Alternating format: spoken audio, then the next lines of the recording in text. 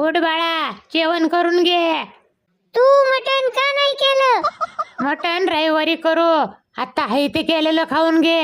मागच्या रविवारी पण बोलली होती मटण करू, पण वांग्याची भाजी खायला घातली. आता मी नाही ऐकणार, मला मटण खायचंय.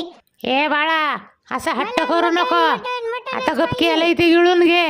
तुझा बाप आला की सांग त्याला मटण आणायला. मला मटण पाहिजे म्हणजे पाहिजे, मी त्याच्याशिवाय जेवणारच नाही.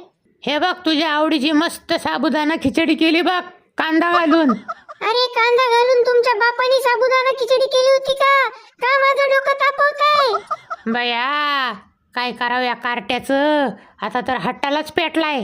आईला कुठल्या मुहूर्तावर जन्माला आले काय माहितीये गाबडं. हाताखालनंच काढायला पाहिजेत असली. हा, आधी नको एवढे लाड करून डोक्यावर बसून ठेवायची आणि नंतर डोक्याला हात लावून बसायचं.